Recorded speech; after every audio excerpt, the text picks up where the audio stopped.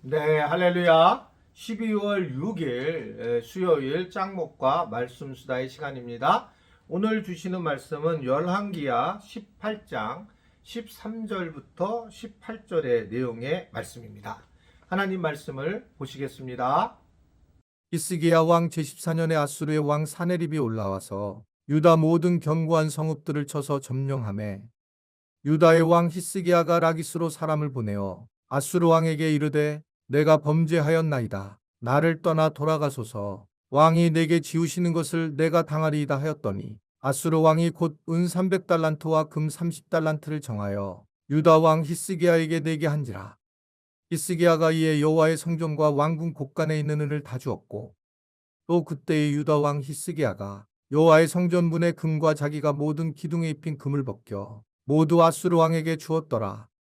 아수르 왕이 다르단과 랍사리스와 랍사게로 하여금 대군을 거느리고 라기스에서부터 예루살렘으로 가서 히스기야 왕을 치게 하매 그들이 예루살렘으로 올라가니라. 그들이 올라가서 윗모수도 곁 곧 세탁자의 밭에 있는 큰 길에 이르러 서니라.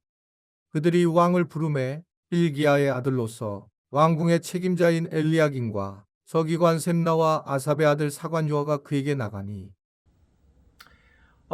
히스기야가 이제 왕이 된 지 14년, 제 14년에 아수르 왕 산에립이 올라와서 유다의 성읍들을 침공을 하게 됩니다. 왜 그러냐면 이 히스기야의 선 왕이 아하스 왕이었는데 그는 아수르를 잘 섬겨서 아수르의 우상 신을 제단으로 섬겼던 그런 왕이었습니다. 그런데 이 아들 히스기야는 그러한 우상을 숭배하지 않고 결국 하나님을 섬기게 되면서 이 산헤립이 이제 응징을 하기 위하여 남유다를 침공하기 시작을 했다는 겁니다. 우리가 신앙생활을 하면서 이렇게 엄청난 두려운 상황이 오는 거죠. 결국 이 엄청난 힘이 센 산헤립이 오게 되면 히스기야 왕은 죽을 수도 있고 그리고 끌려갈 수도 있고 자기 가족도 다 고통을 당하게 되고 민족이 자기 백성들도 다 고통을 당하게 됩니다. 그러면서 결국은 유혹을 받는 거죠. 하나님을 섬기지 않고 오히려 그러면 다시 아수르를 섬기고 싶다라는 유혹을 받게 되는 것이 현실이에요.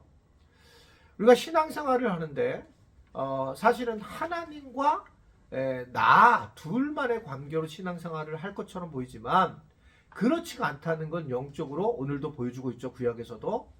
즉 우리가 하나님과의 깊은 관계를 가지려고 하면 항상 마귀가 등장을 하게 되어요.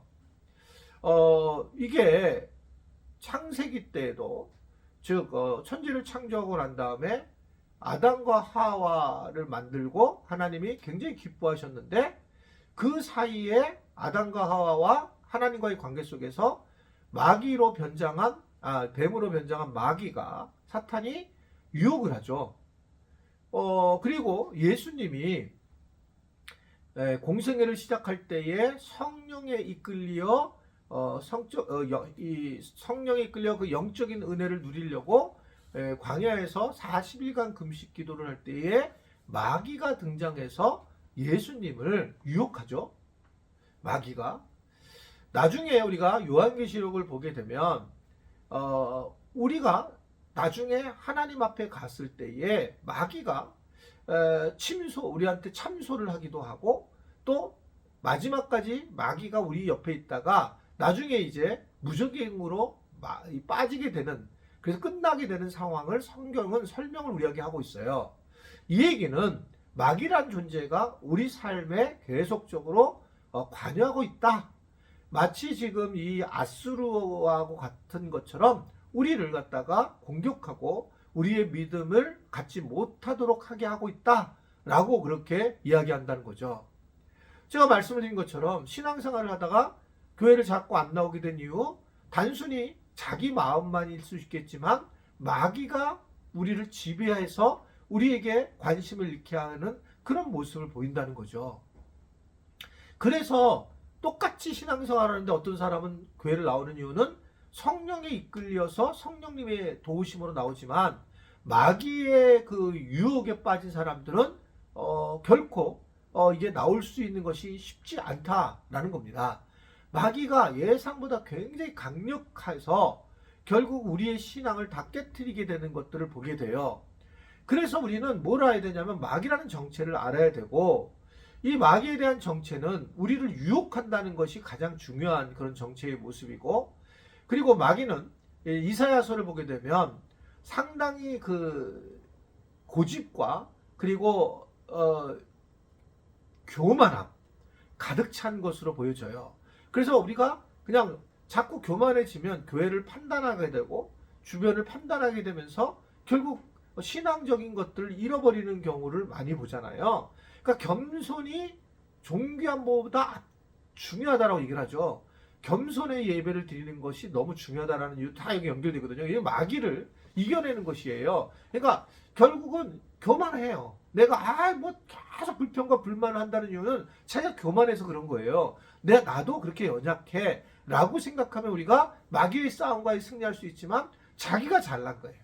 자기만 뭐 아주 특별하다고 생각하는 거죠. 그러다 보면 결국은 불평과 불만이 되는 그런 모습이 되면서 하나님과 멀어지는 이스라엘 백성들이 계속 광야에 나와서 불평과 불만을 하다가 하나님을 결국 하나님께서 하나님 분노케 하는 상황으로 마치는 거랑 똑같은 겁니다.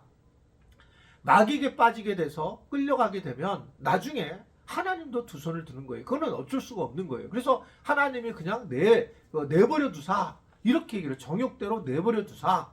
로마서에서 그런 얘기 하잖아요. 나를 붙드는 게 아니라 이미 나에게 구원의 은혜를 주셨기 때문에 그냥 정욕대로 내버려 두사 자기 마음대로 하게 하셨으니 라고 한다는 거죠. 그러니까 신앙을 잃은 분들, 혹시 이 영상을 보는 분들, 이게 자꾸 현장으로 나오지 않고 있는 분들 또는 가난한 성도분들 계신다면 사람이 거의 다 똑같습니다. 기침 나오잖아요. 사람이 뭐 좀 잘나면 얼마나 잘났겠어요. 그냥 우리가 부족한, 물론 상처를 받았지만 부족한 대로 하나님 앞에 나와야 하고 마귀에게 빠지지 말아야 된다는 거예요. 그 성경은 마귀를 어떻게 바울은 얘기하냐면 마귀를 대적하라고 얘기를 해요. 마귀하고 타협하라는 얘기가 아니에요. 대적을 해서 마귀를 예수의 이름으로 대적해서 이겨서 어떻게든 내가 한 발짝 한 발짝 교회로 나오고 하나님을 만나는 그런 작업을 해야 된다라고 하는 것을 얘기하고 있단 말입니다. 우리에게 산 애립이 올라오는 거예요. 여러분 얼마나 두렵습니까? 그러니까 이 베드로도 마귀는 울부짖는 사자같이 두루다니며 산길차를 찾는다라고 얘기를 하잖아요. 그러니까 이 얘기는 뭐냐면 계속 우리를 두렵게 한다는 거죠. 그리고 우리를 지루하게 하고 그러면서 마귀에게 빠져서 우리 신앙생활을 잃게 되면서 이 마귀를 생각하지 않으면 어떨 때 하나님만을 생각하면 해결되지 못하는 문제가 많이 있어요. 그러니까 이게 마귀가 하는 거구나 이걸 깨달으면 영적으로 깊어져요. 누군가가 와가지고 나를 막 계속 괴롭혀. 같은 교인들끼리. 그러면 이건 마귀가 하는 거구나. 그러면 내가 기도를 하고 해야 되고 하나님을 더 의지해야 되구나 이렇게 생각해야 되는데 하나님 왜 그러셔? 이렇게만 생각하면 이 문제가 해결이 안 되거든요. 자녀들 관계도 마찬가지입니다. 아무쪼록 내 삶에 그 산해립이 공격을 할 때에 두려워하지 말고 또 여러분 끌려가지 말고 예수 그리스도의 보혈에 의지해서 십자가를 가지고 승리하는 은혜가 있기를 주님의 이름으로 축원해 드립니다. 기도하겠습니다. 하나님 아버지, 오늘도 말씀을 통해서 다시 한번 이 영적 세계를 깨닫게 하셔서 감사합니다.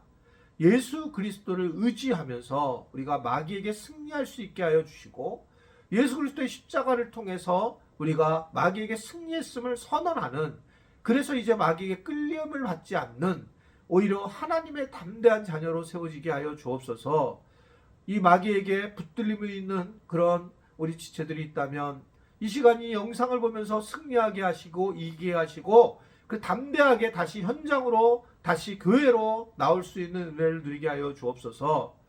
내가 예수 그리스도의 이름으로 명하노니, 내가 예수님의 십자가의 보혈의 승리를 가지고 명하노니 우리 지체들에게 마음을 속이고 우울하게 하고 두렵게 하고 걱정하게 하는 이 마귀는 당장 떠나갈지어다. 예수 이름으로 명하노니 떠나갈지어다. 예수 그리스도의 보혈로 명하노니 떠나갈지어다. 하나님, 이러한 놀라운 은혜를, 영적인 은혜를 곳곳에서 베풀어 주옵소서. 예수님의 이름으로 기도드리옵나이다. 아멘.